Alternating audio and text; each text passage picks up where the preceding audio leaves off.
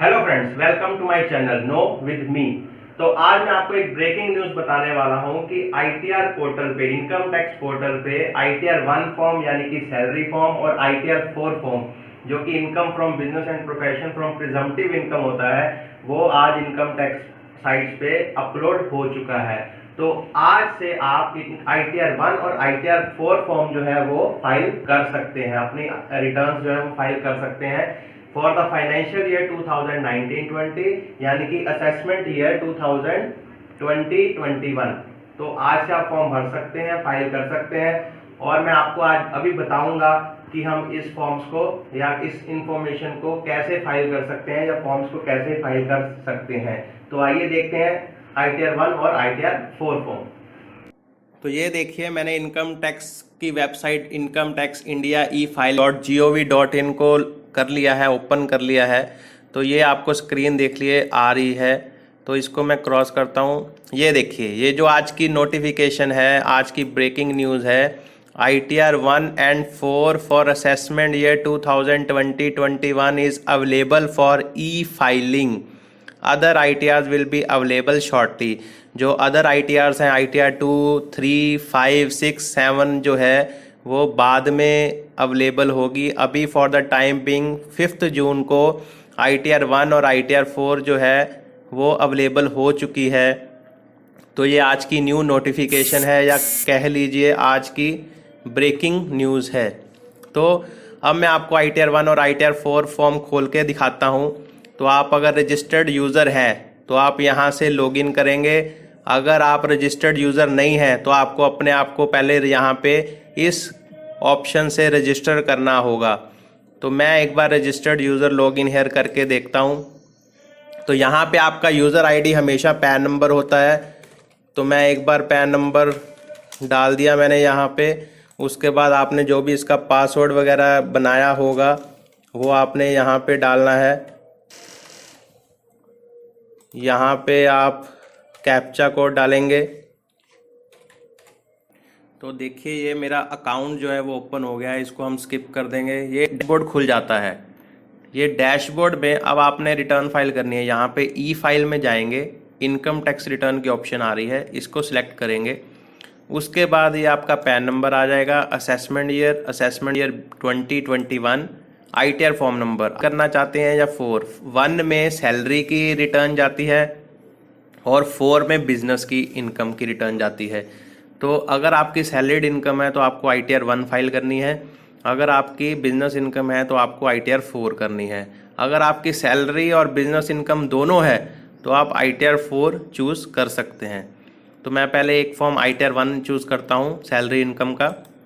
यहाँ पे देखिए, filing type original, submission mode prepare and submit online. हम ऑनलाइन सबमिट करेंगे या आपकी बैंक की डिटेल्स आ जाएगी।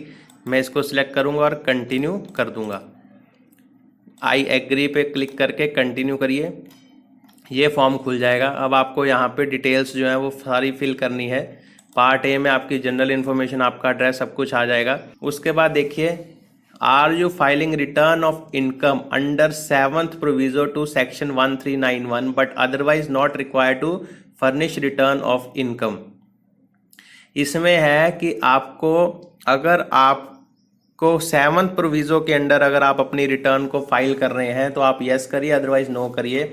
7th प्रोविजो का भी मैंने आपको यहाँ पे दिखा रहा हूँ। 7th प्रोविजो जो नया आया है, इसके accordingly the 7th proviso of section 1391 covers those individuals, वो individuals who have deposited more than ₹1 crore, जिन्होंने एक या एक से ज़्यादा 1 करोड़ से है वो करंट अकाउंट में डिपॉजिट कराया है, वो या ऊपर लिंक करी है वो, या 1 लाख से ऊपर इलेक्ट्रिसिटी बिल की कंजम्पशन है, वो लोग इस प्रोविज़ो के अंडर आते हैं। तो अगर आप इस प्रोविज़ो के अंडर आते हैं तो आप यहाँ पे यस करेंगे। फिर वो पूछेगा कि आपने 1 करोड़ से ज़्यादा का अमाउंट डिपॉजिट कराया है, या आपने 2 लाख से ऊपर का फॉरेन ट्रैवल किया है, या आपने इलेक्ट्रिसिटी कंजप्शन 1 लाख से ऊपर करी है। तो इनमें से जो भी ऑप्शन आपने करी है वो आप यस कर देंगे, बाकी नो कर देंगे। अगर आप इन तीनों में से नहीं है, इन तीनों में से आप किसी में भी क्वालिफाई नहीं करते हैं, तो आप यहाँ पे जस्ट नो सेलेक्ट करके सेव करके आगे बढ़ जाएंगे। तो ये कंप्यूटेशन का अगला चार्ट हम ओपन करेंगे।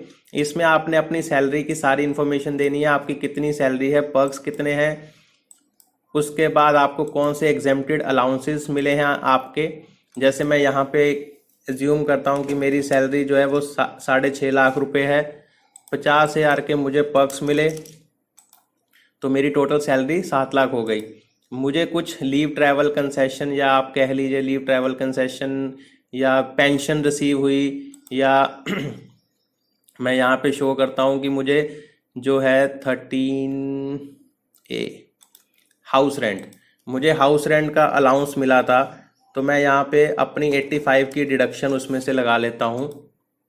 तो देखिए टोटल मुझे 7 लाख में से 85,000 मेरा हाउस रेंट अलाउंस था जो कि एग्जेम्प्ट था, तो वो 85,000 मैंने यहाँ पे लेस कर लिया, तो मेरी टैक्सेबल नेट सैलरी इनकम होगी 6,15,000। स्टैंडर्ड डिडक्शन क्योंकि 50,000 गवर्नमेंट ने दी हुई है 19-20 फाइनेंशियल ईयर के लिए, तो वो अपने आप ऑटोमेटिकली लेस हो गई, तो मेरा यहाँ पे 5,65,000 आ गया। अगर आपको प्रोफेशनल टैक्स आपकी स्टेट में है और आपने प्रोफेशनल टैक्स भी दिया हुआ है या कंपनी ने डिडक्ट किया है, तो आप प्रोफेशनल टैक्स यहाँ पे मेंशन कर सकते हैं।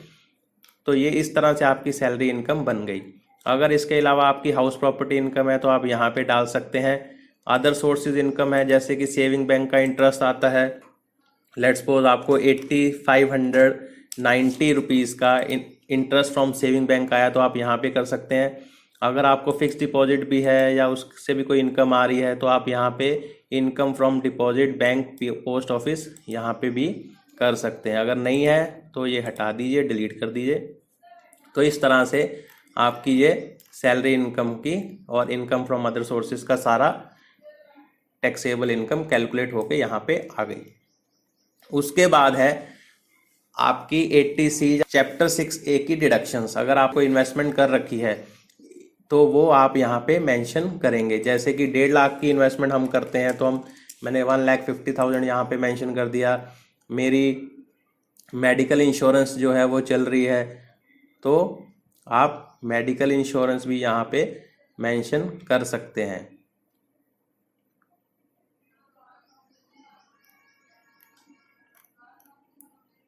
तो इसमें एक चीज़ और है कि अब अगर आपने 1 अप्रैल 2020 से 30 जून तक कोई इन्वेस्टमेंट करी है जो कि 19-20 फाइनेंशियल ईयर के पर्टेनिंग है, लॉकडाउन की वजह से हमें 3 महीने की एक्सटेंशन मिली थी, तो अगर आपने कोई ऐसी इन्वेस्टमेंट करी है जो कि 30 जून तक है, तो आप उसको यस कर देंगे। तो जब आप यस करेंगे तो ये अब मांगेगा कि आपको ये डिटेल जो है वो D1 में शेड्यूल में देनी है। तो D1 शेड्यूल ये है, इसमें आपने जो भी इन्वेस्टमेंट इसके पर्टेनिंग करी है तो आप यहाँ पे कर सकते हैं कि मैंने 20,000 रुपये जो है वो यहाँ पे 1 अप्रैल से 30 जून तक लगाए थे, तो टोटल आपको 1.5 लाख का ही बेनिफिट होगा, बट ये एडिशनल इन्फॉर्मेशन के लिए यहाँ पे चला जाएगा। अब हम 80D की बात कर रहे थे, तो अगर आपने 80D में मेडिकल इंश्योरेंस कराई है तो आप यहाँ पे मेंशन करेंगे कि इसमें है वेदर यू और any of your family member excluding parents is a senior citizen. अगर आप या आपकी फैमिली में कोई भी बंदा सीनियर सिटीजन है तो आप यहाँ पे करेंगे, हम कहेंगे नो। ठीक है, तो आप हेल्थ इंश्योरेंस का यहाँ पे प्रीमियम लेट्स सपोज 30,000 आ रहा है तो आप 30,000 यहाँ पे मेंशन कर सकते हैं, लेकिन 25,000 की ही हमारे मैक्सिमम लिमिट है, तो ये अपने आप ऑटोमेटिकली 25,000 कर देगा। उसके बाद अगर आपने अपने पेरेंट्स की भी मेडिकल इंश्योरेंस करा रखी है तो आप यहाँ पे यस कर देंगे, तो उनका हेल्थ इंश्योरेंस का प्रीमियम लेट्स सपोज 35,000 आ रहा है तो मैं 35,000 मेंशन करूंगा, तो पेरेंट्स की मुझे 35,000 की रिडक्शन मिल जाएगी। अगर मैं यहाँ पे 40,000 लेट्स सपोज 40,000 आता है तो 40,000 की मिल जाएगी। अगर 50,000 करता हूँ तो यहाँ पे 50,000 की मिल जाएगी। तो ये आपने देखना है कि आपका प्रीमियम कितना है। मैक्सिमम लिमिट जो है वो 50,000 की है यहाँ पे। तो उसके बाद ये हमारा हो गया। उसके बाद आपने ये आप अगर देखेंगे तो ये form 16 issued by employ tax details में ऑटोमेटिकली आपका क्रिएट हो जाएगा कि अगर आपका कोई टैक्स कटा है या टीडीएस कटा है तो वो यहाँ पे शो हो जाएगा टैक्स डिटेल्स में। तो टैक्स डिटेल्स में शो होने के बाद ये आपका यहाँ पे इंफॉर्मेशन आ जाएगी कि आपका टीडीएस कितना कटा हुआ है। तो अभी अगर जिनका टीडीएस कटा है और लास्ट क्वार्टर का भी डिपॉजिट होना बाकी है तो वो अभी रिटर्न फाइल नहीं कर सकते। अगर आपका यहाँ पे कोई टीडीएस नहीं कटा है तो ही आप रिटर्न फाइल करिए, नहीं तो आप थोड़ी देर वेट कर लीजिए। तो इस तरह से आपकी रिटर्न जो है वो बन के आ जाएगी। 80G की अगर कोई डिडक्शन है वो आप यहाँ पे मेंशन कर सकते हैं। तो ये कंप्यूटेशन हमारी बन के आ गई कि हमारी इतनी सैलरीड इनकम है, इतना हमारा अदर सोर्सेज है, ये हमने डिडक्शंस जो है वो 1.5 लाख ली, ये हमें 80D की डिडक्शन मिली, टोटल इनकम मेरी 348 हो गई टैक्सेबल सैलरी, तो मेरा इतना टैक्स लगा, तो इतना टैक्स की मुझे 5 लाख तक रिबेट मिल गई। तो इस तरह से ये जो है वो आप अपनी डिटेल फाइल करके रिटर्न फाइल कर सकते हैं। तो इस तरह मैं आगे आपको ITR 4 के बारे में बताता हूँ। 2021 सेलेक्ट किया, ITR 4 में गए, original revise return preparer and submit, यहाँ पे अपना बैंक सेलेक्ट किया, कंटिन्यू किया, आई एग्री किया, उसके बाद कंटिन्यू किया। तो ये वही ITR 4 का फॉर्म खुल जाएगा। पहले डिटेल्स वाला है, ये मैं आपको बता चुका हूँ कि are you filing 7th proviso, yes और नो करके आप इसको भी आगे बढ़ सकते हैं। फिर आप इनकम डिटेल्स डालेंगे, इसमें ग्रोस सैलरी अगर है, सैलरी इनकम भी है तो आप सैलरी इनकम भी डाल सकते हैं। तो वो ये चीज़ मैं आपको सैलरी रिटर्न में बता चुका हूँ। तो BP बिजनेस प्रोफेशन में बेसिकली आपने ये वाला जो है कॉलम या ये वाला फॉर्म जो है वो आपने फाइल करना होता है।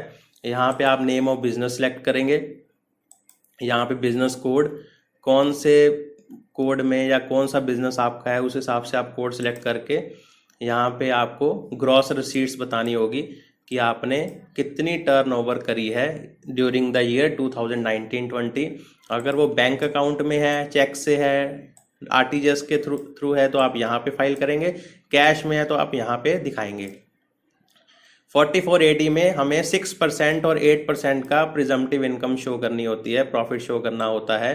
अगर आप चेक और बैंक से पेमेंट ले रहे हैं तो आपको 6% प्रॉफिट दिखाना जरूरी है, मैंडेटरी है, 6% या उससे हायर। अगर आप कैश में है तो आपको इसका 8% दिखाना है। लेट्स सपोज मैं दिखाता हूँ कि मैंने टोटल अपनी 18 लाख की टर्नओवर करी, जिसमें से 12 लाख रुपए मेरे बैंक से आए, 6 लाख रुपीस मेरे कैश से आए। तो मैंने 12 लाख का मैं 6% ले सकता हूँ, जो कि होता है 12 लाख का 6% होता है 72,000। तो मुझे 72,000 दिखाना मैंडेटरी है। और इसका 8%, 6 लाख का 8% जो होता है वो है 48,000। तो ये मुझे मिनिमम इनकम दिखानी पड़ेगी, बट मैं इससे ज़्यादा भी अपनी दिखा सकता हूँ कि अगर मुझे एक्चुअल 2,72,000 हुई है और ये मुझे 2,48,000 या 1,48,000 हुई है, तो मैं ये अपनी रिटर्न में टोटल दिखा सकता हूँ। तो अगर आप 44AD में कोई बिजनेस कर रहे हैं तो आप यहाँ दिखाएंगे। अगर आप 44ADA में आते हैं, यानी कि अगर आप कोई प्रोफेशनल सर्विसेज दे रहे हैं, मतलब एडवोकेट की है, लॉयर की है, CA की है, चार्टर्ड अकाउंटेंट की, टैक्स कंसल्टेंसी है, आर्किटेक्ट है, डॉक्टर है, तो वो सब 44AD में आते हैं, इंजीनियर्स, टेक्निकल्स। तो वो 44AD के हिसाब से 50% की हमें प्रिजम्पटिव इनकम दिखानी पड़ती है। तो अगर मैंने यहाँ 12 लाख शो किया तो मुझे यहाँ पे 6 लाख एटलीस्ट दिखाना पड़ेगा। तो ये मेरी जो है वो बिजनेस इनकम 4,20,000 यहाँ से, 6 लाख यहाँ से आ चुकी है, 10,20,000 हो गई है। उसके बाद मुझे अपना थोड़ा सा ये अपना बैलेंस शीट का दिखाना पड़ेगा कि मेरी कैपिटल कितनी थी, सिक्योर बैंक। लेट्स सपोज मैं दिखा रहा हूँ कि मेरा 50,000 बैंक में पड़ा है, मेरे पास 12,000 कैश है, तो मेरे पास 62,000 का पड़ा है। अगर आपके पास कोई स्टॉक है या फिक्स्ड एसेट है तो, अगर नहीं है तो आप 0 कर दीजिए। तो यहाँ पे मैंने 62,000 अपनी कैपिटल दिखाई, बैलेंस शीट जो है वो मैच करनी होती है, तो मैं बाकी सब मैंने जो है वो 0 कर दिए। तो ये मेरी रिटर्न जो है वो बन के तैयार हो जाती है। यहाँ पे वो जो भी आपका टैक्स कटा है वो आ जाएगा। टैक्स कटने के बाद आप यहाँ पे ये total taxes paid, amount payable, मेरा इतना टैक्स बन रहा है। लेकिन अभी मैंने जो है इसमें 80C की एग्जम्पशंस नहीं ली हैं, तो मैं यहाँ पे 80C की एग्जम्पशंस लेके इनकम डिटेल्स में यहाँ पे मेंशन कर सकता हूँ कि मैंने 1,50,000 जो है वो इन्वेस्ट करा था 80C में। मैंने 1 अप्रैल से लेके 30 जून तक अभी तक कोई इन्वेस्टमेंट नहीं करी है। तो इसके अलावा 80D में आप कर सकते हैं। तो ये देखिए मेरी इनकम थोड़ी सी और कम हो गई है क्योंकि मैंने एग्जेम्पशन ले ली है। तो ये मेरा टोटल टैक्स बन रहा है। तो इस तरह से आप ITR 4 का फॉर्म भी जो है वो फाइल कर सकते हैं, अपनी रिटर्न जो है वो खुद तैयार कर सकते हैं।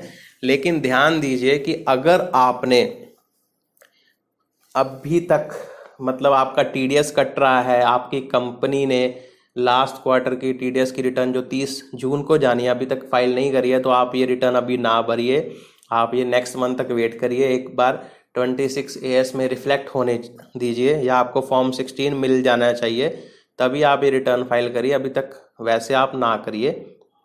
तो अगर आपका कोई ऐसा TDS वगैरह या टैक्स डिडक्शन नहीं हुई है, आपकी जस्ट आपकी बिजनेस इनकम है, आपको पता है कि मेरा कोई TDS नहीं कटता, या सैलरी इनकम है, मेरा TDS में मैं फॉल नहीं करता, तो आप अपनी रिटर्न जो है वो फाइल कर सकते हैं। नहीं तो आप नेक्स्ट मंथ तक वेट करिए, जब आपका TDS फॉर्म आपको मिल जाएगा, फॉर्म 16A या 16 मिल जाएगा, तो उसके बाद जो है वो आप रिटर्न जो है अपनी वो फाइल कर सकते हैं।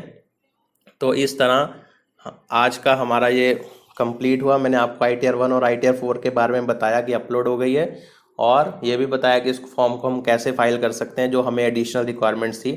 तो अगर आपको ये वीडियो पसंद आई तो मेरा चैनल सब्सक्राइब जरूर करिएगा और मुझे कमेंट सेक्शन में ज़रूर बताइएगा। Thank you.